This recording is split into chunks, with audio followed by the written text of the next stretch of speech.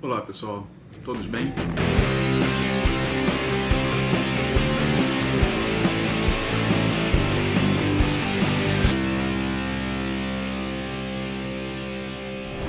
O estudo da aplicação da pena ele passa pela análise do critério trifásico. Mas antes de entrar nas 3 fases da aplicação da pena, que como alguns de vocês sabem, a aplicação da pena se divide em 3 fases. A primeira delas é a chamada fixação da pena base, que ela segue os ditames do artigo 59 do Código Penal e seus 8 vetores. Os 8 vetores ali descritos, quais sejam culpabilidade, antecedente, conduta social, personalidade, motivos, circunstâncias, consequências do crime e comportamento da vítima.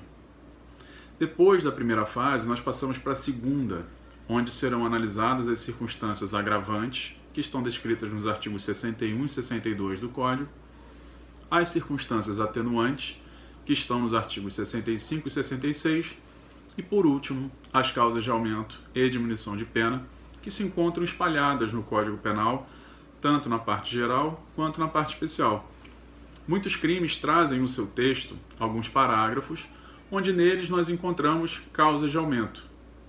Outras vezes, os tipos penais também trazem causas de diminuição.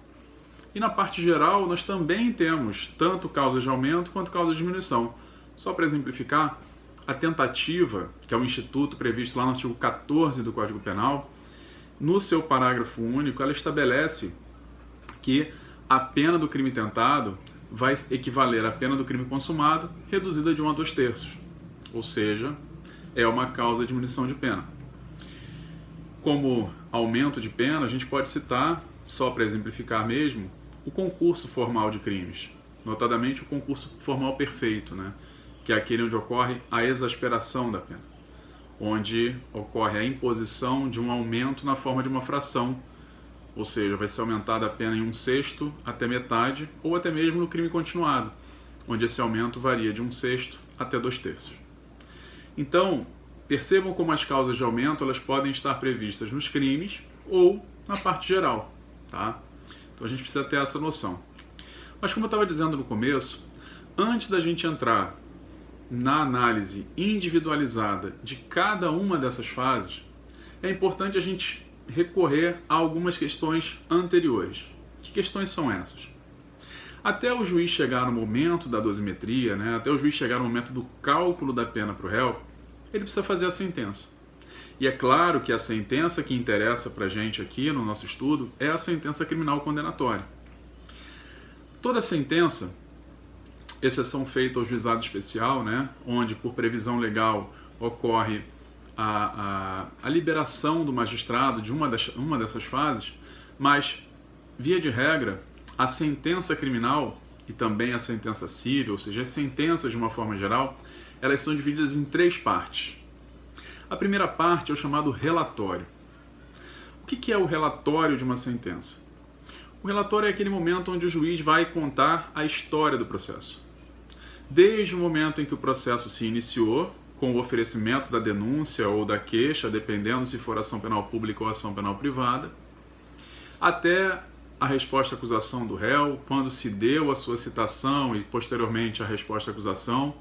No momento seguinte, ele vai descrever as audiências que foram realizadas, ou, no caso, se for uma audiência única, como está previsto no Código de Processo Penal, que a audiência de instrução e julgamento ela é una, então, se for uma audiência única, ele vai descrever essa audiência única, ele vai dizer o que as testemunhas de acusação disseram, o que as testemunhas de defesa disseram. Então, nós teremos essa análise dessas 2 provas testemunhais também nesse relatório.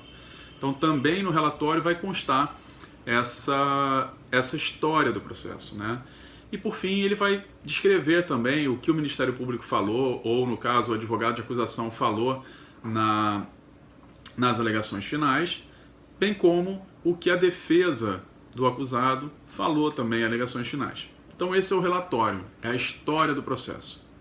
Talvez seja uma das partes mais chatas de uma sentença. Eu imagino que na oportunidade que eu tive quando era aluno da Escola da Magistratura, onde tinha que fazer o estágio lá na Emerge, e nós tínhamos que assessorar alguns juízes criminais. Por vezes nós fazíamos, né, minutas de sentença que depois eram, claro, submetidas à apreciação do magistrado que acompanhava o nosso estágio.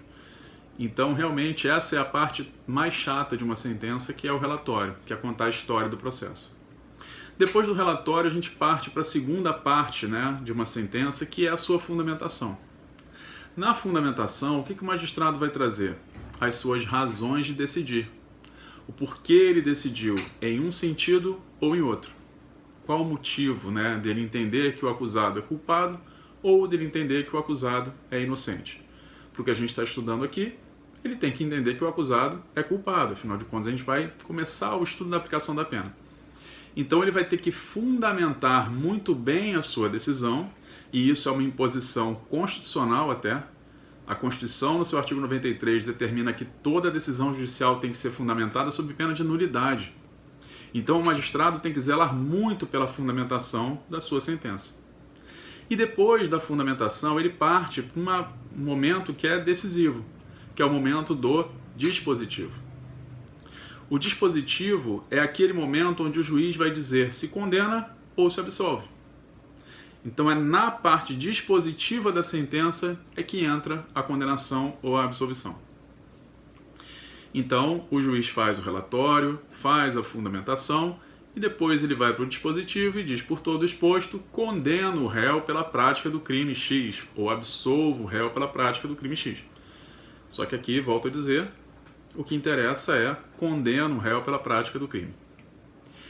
Depois que ele faz o dispositivo, tradicionalmente o que o magistrado coloca? Ele bota um parágrafo embaixo e diz assim: passo à aplicação da pena. E aí, do ponto de vista doutrinário, existe alguma divergência sobre isso.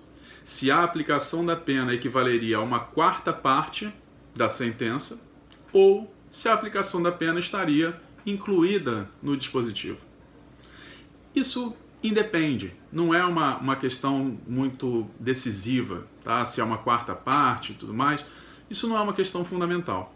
O que importa é que o magistrado necessariamente vai ter que passar para a fase da aplicação da pena se no dispositivo ele disser que condena o réu pela prática do crime.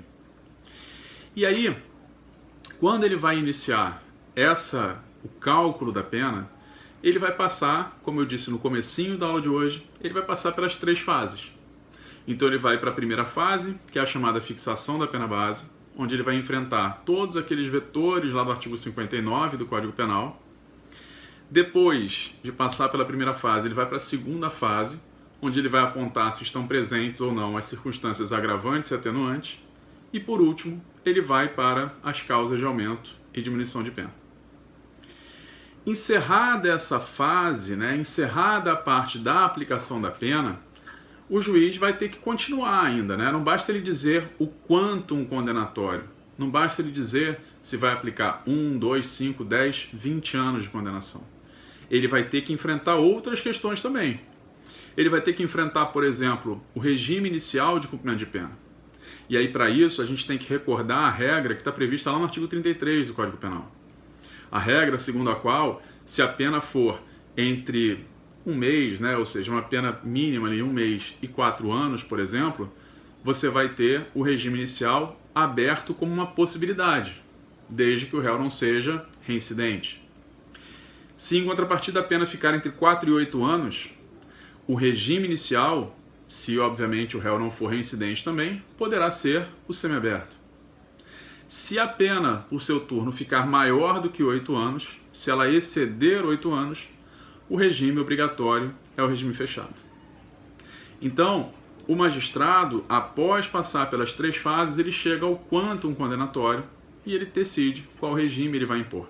Se por acaso lá na segunda fase ele aplicou a agravante da reincidência, por via de consequência, isso vai trazer reflexo no regime inicial de cumprimento dele. Depois de enfrentar a questão da quantidade de pena e do regime, o magistrado tem que olhar se é ou não possível substituir a pena privativa de liberdade pela pena restritiva de direitos. Muitas das vezes, o magistrado não faz essa observação. Por qual motivo? Porque se a pena superar 4 anos, não há que se falar em substituição de pena. O enfrentamento da substituição de pena privativa de liberdade por pena restritiva de direitos, como muitos de vocês já devem saber, ele exige que a condenação tenha sido a uma pena inferior a 4 anos. Logo, se a pena for maior do que 4, nós não teremos a possibilidade de substituição por pena restritiva de direitos. Consequentemente, a pena deverá ser efetivamente privativa de liberdade. Então, esse enfrentamento é importante, o cabimento ou não da substituição por PRD. Mas percebam um detalhe importante aqui. O magistrado precisa fixar o regime. Porque pode ser que ele fixe ao réu um regime aberto, pode ser que ele fixe ao réu um regime semiaberto, e ainda assim ele substitua a pena privativa de liberdade pela pena restritiva de direitos. Qual é a importância desse regime? A PRD, permitam-me ter essa intimidade com a pena, né? Para a gente não ficar o tempo todo falando pena restritiva de direitos, é comum fazer referência à PRD. Para que o magistrado fixe a PRD, ela é uma pena substitutiva. Inclusive, essa é uma das características essenciais da pena restritiva de direitos, a substitutividade. Ela vem em substituição a uma pena privativa de liberdade. Então, por esse motivo, o magistrado precisa fixar o regime de cumprimento. Para o caso daquele réu que teve a sua pena substituída, descumprir o dever que a ele é imposto na substituição. Se ele, por exemplo, tem que prestar serviço à comunidade e ele deixa de fazê-lo, isso é uma hipótese que pode ensejar a revogação dessa substituição. E ao revogar essa substituição, ele será preso. E aí eu tenho que saber qual será o regime inicial desse cumprimento de pena quando houver essa reversão. Ou seja, deixar de ter a pena substituída e voltar a ter a pena privativa de liberdade. Então, esse é um momento chave. É o momento onde o magistrado diz se substitui ou não, e ele diz, olha, caso descumpra, o regime vai ser aquele que eu já impus na sentença, vai ser aquele que eu já fixei no meu decreto condenatório, ok? E, claro, eu não enfrentei aqui uma questão que também é muito importante, muito sensível, que é a questão do sursi, notadamente o sursi material. Não vou falar do sursi processual, porque se a gente já chegou na fase de aplicação de pena é porque não teve sursi processual, é porque não teve suspensão condicional do processo, aquele instituto que está previsto lá na 9.099, lá no artigo 89 da 9.099, que é a suspensão condicional do processo. O que eu estou falando aqui é do sursi material, que no Código Penal é tratado ali por volta do artigo 77 do Código. Então, lá no artigo 77, nós temos o sursi material e suas espécies. Existe sursi simples, especial, etário e humanitário. Para que o magistrado conceda ao réu o sursi, ele precisa ver, mais uma vez, a quantidade de pena fixada ao final da sua sentença. Se a pena imposta não exceder 2 anos, é possível essa substituição pelo sursi. Na verdade, não é substituição, né? É possível essa suspensão da execução da pena. A execução, o cumprimento da pena fica suspenso. Então, existe essa possibilidade ainda. Se a pena for até 2 anos, isso se eu estou falando do sursi simples e do sursi especial. Se, em contrapartida, eu estou falando do sursi etário e humanitário, a pena pode ser de até 4 anos. Uma outra diferença que vai acontecer entre o simples, o especial, o etário e o humanitário é que a pena suspensa no simples especial é até 2 anos, mas o período de prova, que é o período pelo qual ele vai ter que cumprir as condições, já que o nome é suspensão condicional da pena, o período varia de 2 a 4. No etário humanitário, onde a pena suspensa pode ser de até 4 anos, o período de prova varia de 4 a 6 anos. É um período de prova maior, faz sentido, porque a quantidade de pena também é maior. Ok? Tudo isso que eu estou falando, mas eu não lembro disso, eu não lembro de substituição, não lembro de suspensão, enfim. Tudo isso a gente vai enfrentar em outros vídeos. Nós teremos outras oportunidades para enfrentar esses institutos, seja a substituição da privativa de liberdade por restritiva, seja o sursi. Isso nós veremos em outros momentos, ok? Então, pessoal, o objetivo desse vídeo de hoje é tão somente para iniciar o estudo do tema da aplicação da pena. Essas são as noções iniciais para a gente poder avançar. Então você precisa entender a estrutura de uma sentença, que eu espero que você tenha entendido com esse vídeo, e a partir daí a gente vai enfrentar as 3 fases.